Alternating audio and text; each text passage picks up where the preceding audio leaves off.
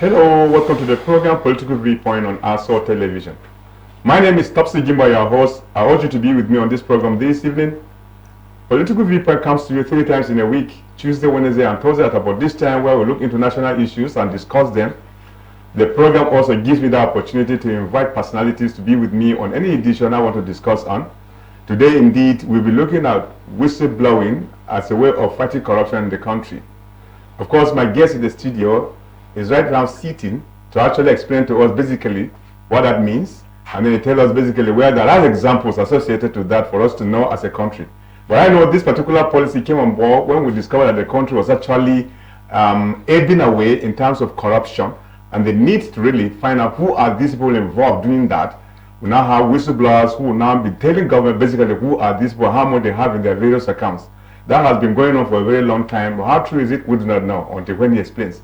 Of course, within the studio, I have my guest. His name is Emmanuel Bristow Alagbaria.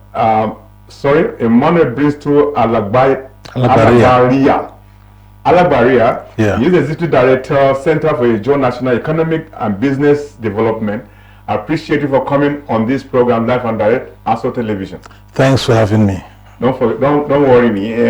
I'm from the northern part of Nigeria. Yes. I struggle to call some of these names that are all from the south particularly. Yeah, pardon. But I know I will not make that mistake. Thank you. So basically, we understand that today we'll be discussing about whistleblowing, Yes, as a form of fighting corruption in the country.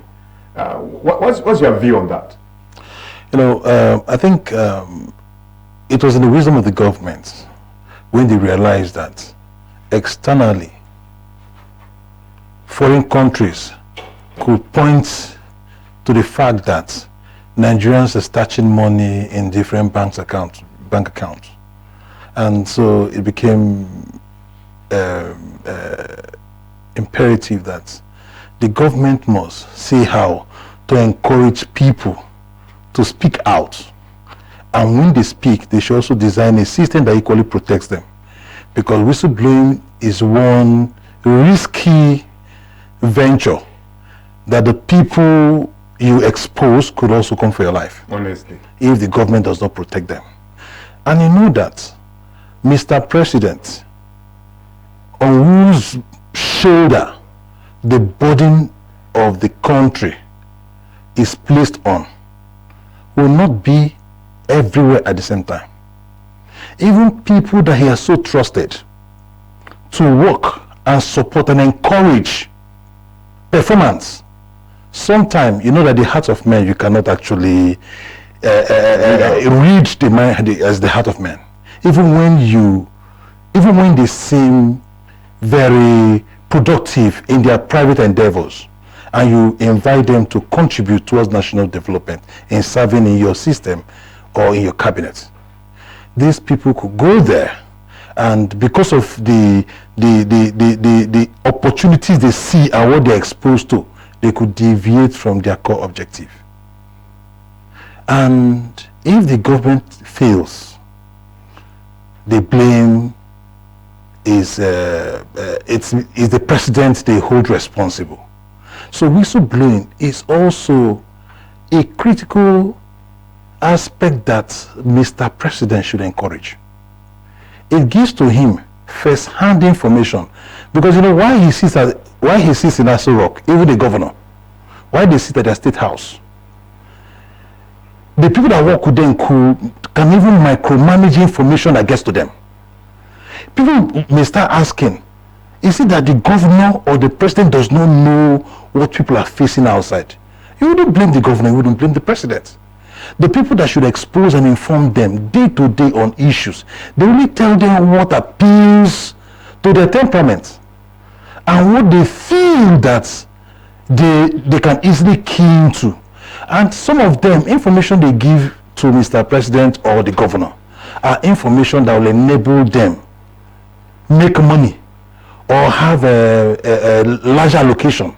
So they don't even tell them the realities of ground, because that reality that you're exposed to Mr. President is also exposing some other of his aides' inefficiencies, because virtually all aspects of the government, they have all been placed on the control and the management of individuals that should work with Mr. President or the governor.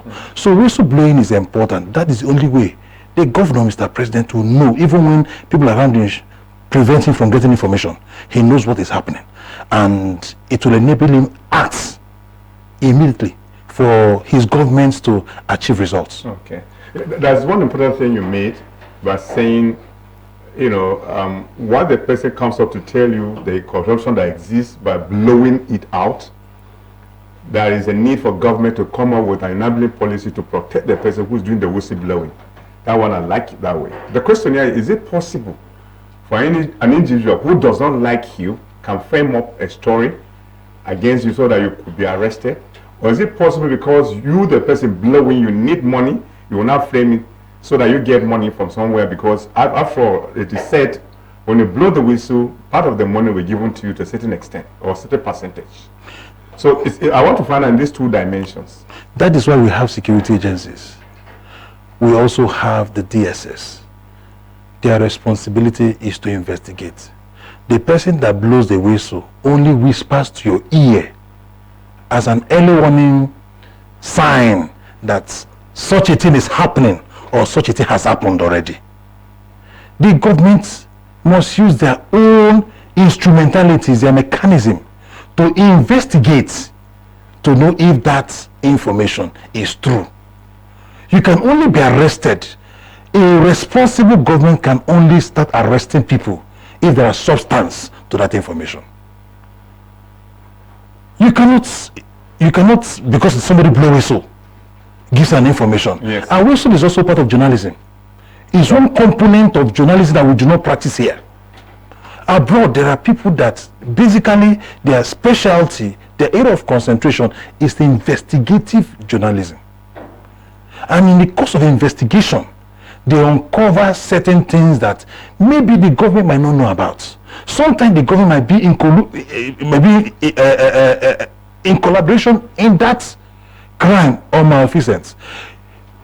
Corruption is not only when it affects, when it has to do with money. Even in terms of policy, what sustains a government is their policies. You understand? Some persons may even, like the policy of government, they're not implementing that policy of government when they get to another terrain. They tweak it in a way that it will favor their pecuniary interests. And someone could blow whistle that, see, in so area, there are disparity against women. In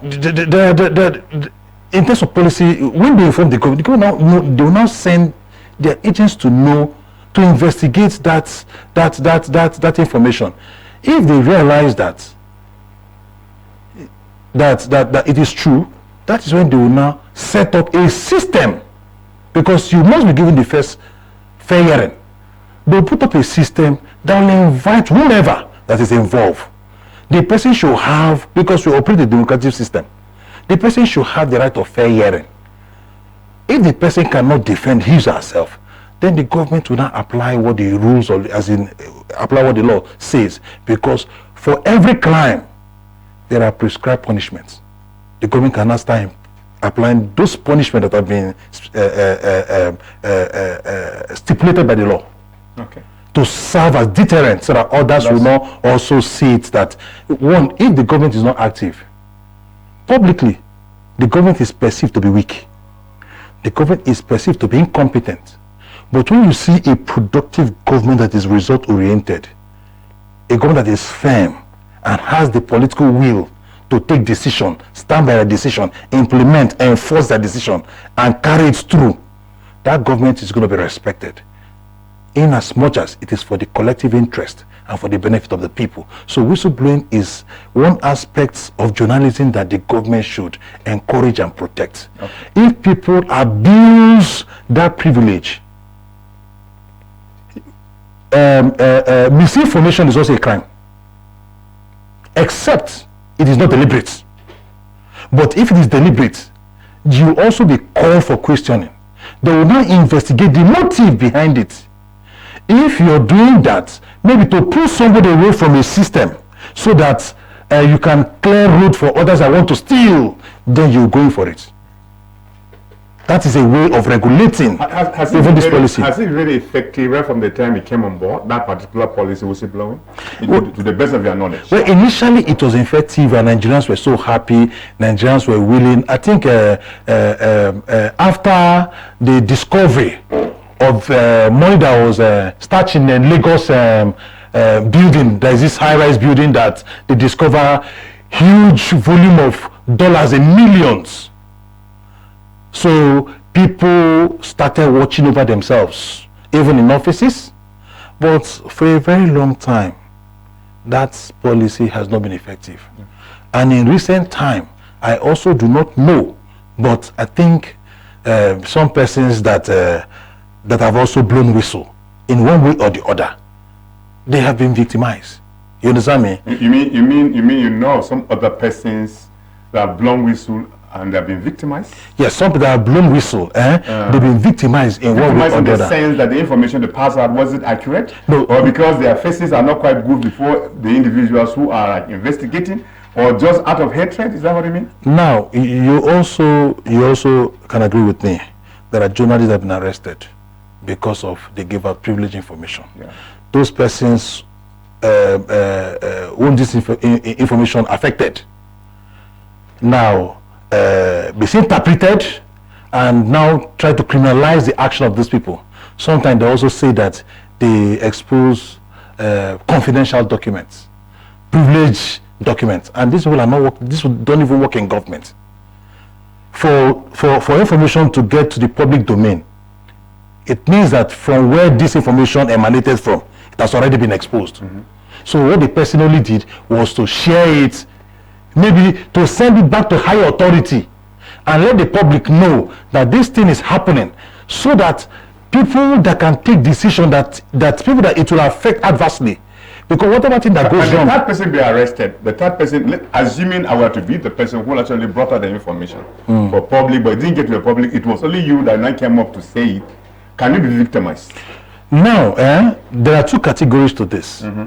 If, as we're discussing here, yes, if these documents that should be here is found in Wuse Market, and somebody is showing another person in Wuse Market, it means that the person that people that were here had already exposed it out. Exactly. So it has already gone to the public domain, because you cannot equally ascertain the level of spread. Yes. The only one you can point out to is the person that is seen showing somebody at Wuse Market.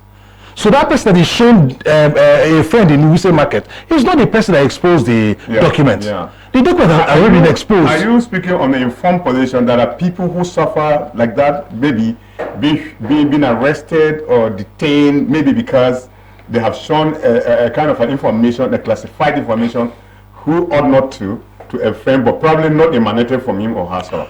Okay, for now, let me give you a scenario now. There is, I don't know if you've heard, there is this young man, Isaac Bristol Alagbaria, who happens to be my immediate younger brother. You understand me? Okay. They associated him with one Twitter handle, one whistleblowing Twitter handle, that is copied on Nigeria. It's an example you are giving. Yes, okay. The example I'm giving. So I'm just, since you mentioned that I should give an example, I'm just also paint an example to vividly start.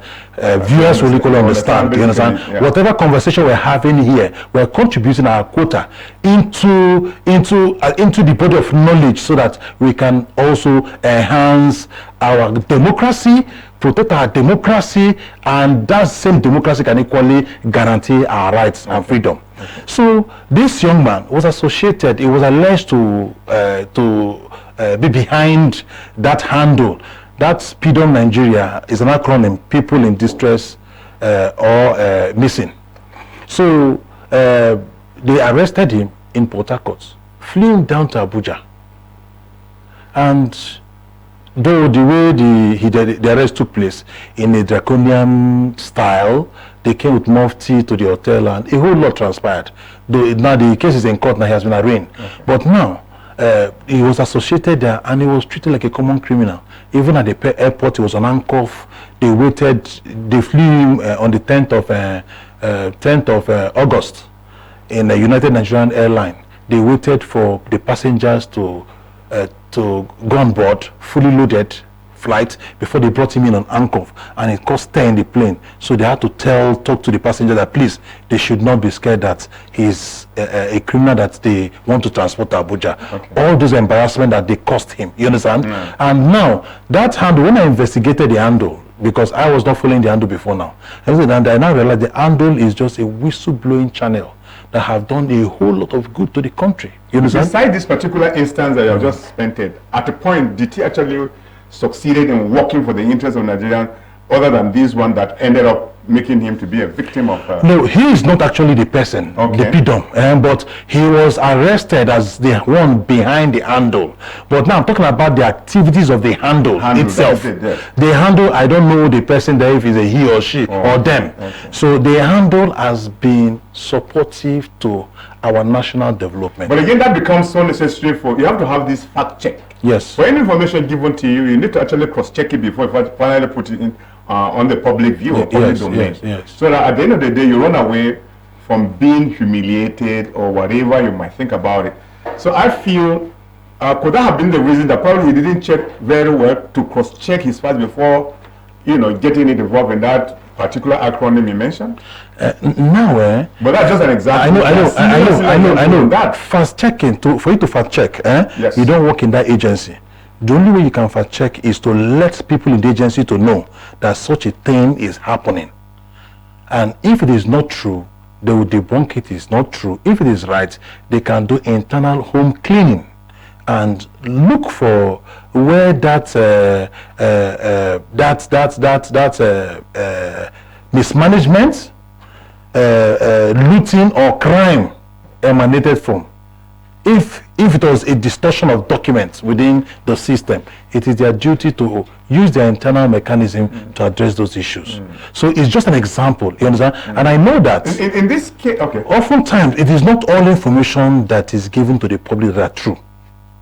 There are some that may be laced with some emotions, some sentiments, some ethnic bias, some political bias, some religious bias.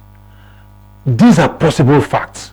Whatever thing we do today, whatever as leaders, whatever position we take today, we're trying to set a good example that will encourage others to contribute to government. I know that even people in government cannot lead alone without the support of the people. And that is why information is very key.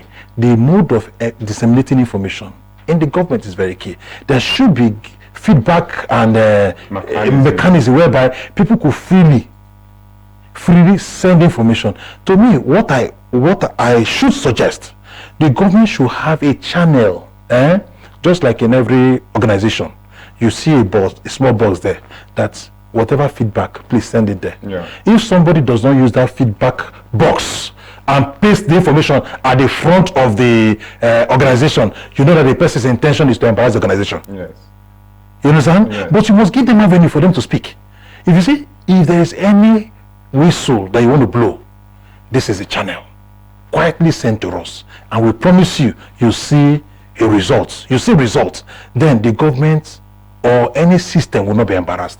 But when we do not create an avenue for them to blow whistle, these are taxpayers, these are Nigerians, they have stake.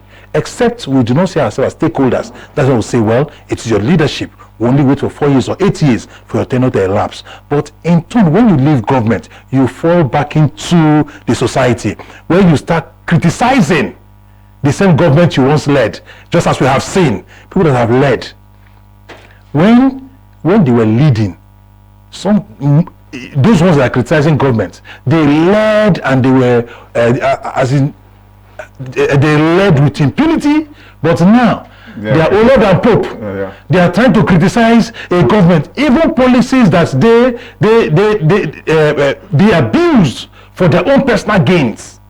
Now they are saying that they are trying to caution succeeding governments. And you know, he that is going for equity must go with clean hands. So for us to grow our democracy, we used to say it is nascent democracy, but how long are we going to see this democracy has been nascent? We have grown to maturity. There are certain mistakes that we should not even find ourselves making again.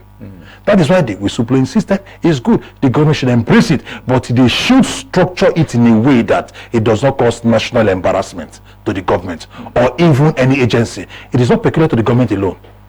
You understand? It affects all personal, even personal businesses too. Are you saying the policy did not specify how it's supposed to be conducted whenever you are coming at information considered to be classified and you are letting it out to those who are purveyor of this information to the necessary authority? You mean that particular policy that has become a practice in Nigeria is not well formulated?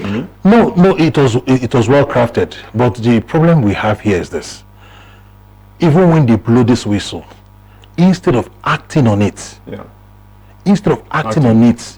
you now see them start investigating you, even when it does not go to the public domain. Yeah, would it be wrong if government will not investigate it to ensure the authenticity of that information? No, would it be wrong? No. You should not be investigated for them to victimize you. You should be invited officially, just like someone that sends a petition to the police. The police will say, okay, come and explain, substantiate this, your claim. You go there and you tell them, and they'll ask you how you got it from and everything. And sometimes some person may want to protect their source, because you also do not know if the place you have channeled this report to are the architects of that crime. If they are the architect of that crime and you're channeling that crime that has been discovered to them, you've only given them an ample space for them to cover their tracks and go after whomever that they feel is behind the leak, because one, they're not patriotic. So that channel should be channeled towards Mr. President direct, because he is the only one, he is the only name that will be blamed if this government fails. And if the government perform, he is the one that will be applauded. Any other person does not share the blame with him.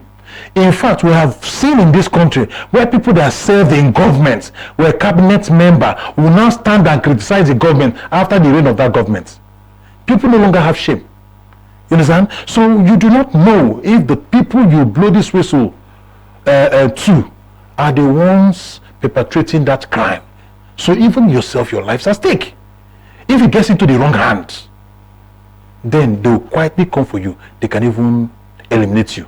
You understand? Yeah. That is a risk in it. But Mr. President, on whose shoulder the burden is placed, will be happy that people are exposing people around him that are not performing, that are trying to embarrass him. And in fact, it will enable him, it will give him the ample information when he wants to do cabinet reshuffle, people to change.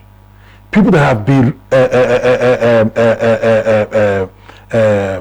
have not been productive, that have not been supportive to his aspirations to deliver on the dividends of the democracy that he has promised the people. Okay. Can you compare the way we carry out our whistleblowing here with any other developed country at all, in terms of reaching out with the accurate information for government? Well, in Nigeria, you will not say that the rot we experience here is peculiar to Nigeria. It's a common thing that happens even in most developed countries too, that we see. It depends on the political temperament of the leadership at that time. There are some countries that the press, they are highly protected, they are guarded. There are some countries that we have seen that they've hounded the media people, they've arrested them, they have embarrassed them. So it is not peculiar to Nigeria. It's a function of the political temperament of the leadership at that time. If the leadership wants a government that is participatory, that everybody will claim ownership, that this government is a government of the people, this is a government that wants to set a very positive foundation upon which other succeeding governments will build upon, then you see that there will be massive support. And criticism is also shouldn't be seen as a fight against the government. It must be constructive. You understand? Yeah. It must be constructive as well. No, there are constructive criticism. There are certain criticisms that are destructive. Yeah. Those destructive ones, if by that criticism, you're trying to incite people against the government, then that is criminal. Yeah. But if it is constructive, you're picking, like for instance, you're coming to put a road project here. As we're entering here, this road, they are very beautiful. And if you realize that the materials are substandard, and somebody says, these materials are substandard, that please, Mr. Minister, Mr. Governor, Mr. President, Mr. Commissioner, please do something about it. If the governor or the minister or the commissioner truly does not know that that is the kind of material that is used, immediately he will even thank the people and he will take an executive decision.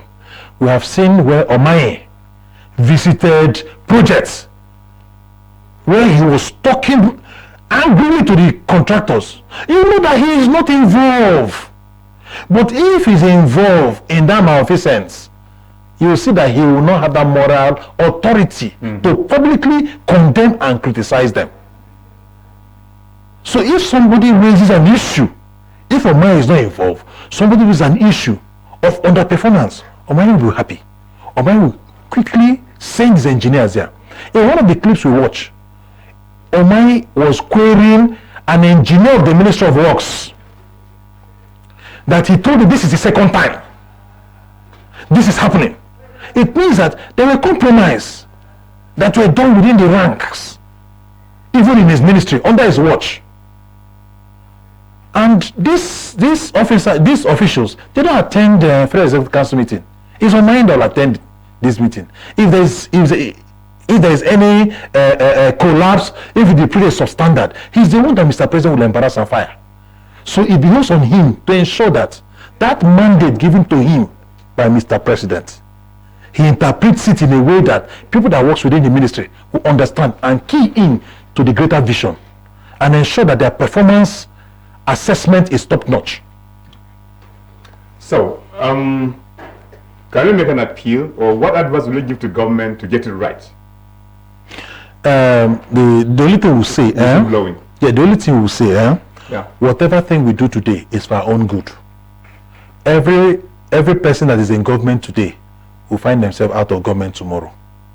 And whatever policy, whatever law that you put in place, if the law is not fair to the people, if the law is designed in a way that it benefits you as an individual and victimizes the general public, always bear in mind that tomorrow you fall into the class of the general public. The same laws will be used to assess your record or your past. Like, if I want to give an example, Emefiele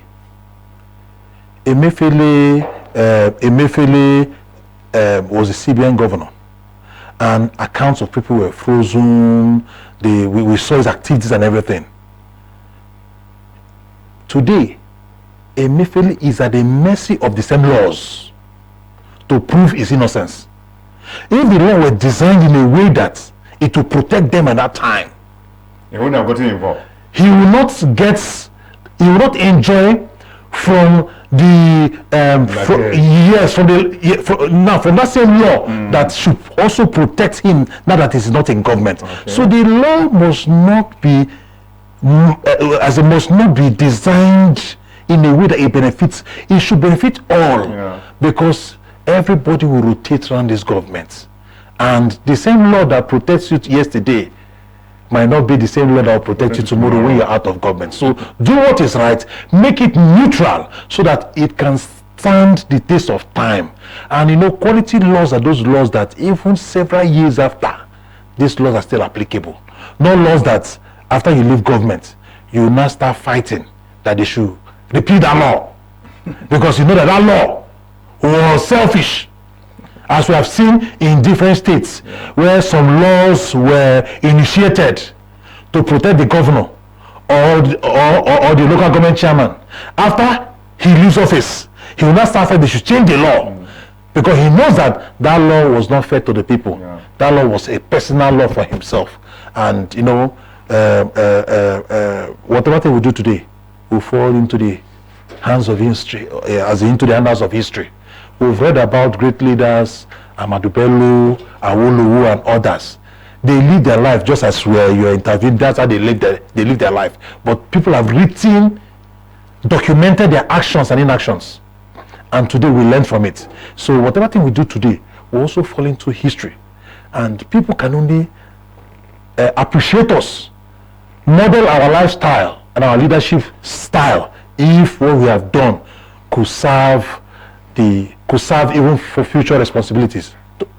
Thank you. Well, thank you so very much. I appreciate it. Discussing with you. Thank you. Emmanuel Bristol Alabaria. Yes. I was not going to remember that. You got it right. You got it right. Thanks. It's a pleasure, sir. Well, thank you so much for being part of this program Yes. this evening. I must confess. Thank you. Well, that's about the size of the program today. Political Viewpoint. My guest was Emmanuel Bristol Alabaria, Executive Director, Center of Ijaw National Economic and Business Development, who spoke to us on whistleblowing and its importance in fighting corruption. You listen to examples he provided for. We just have to do the right thing as citizens of this country so that the country can move forward. My name again is Topsy Gimba. The news will be coming to you at 7 o'clock. Don't go away. Stay tuned and bye-bye.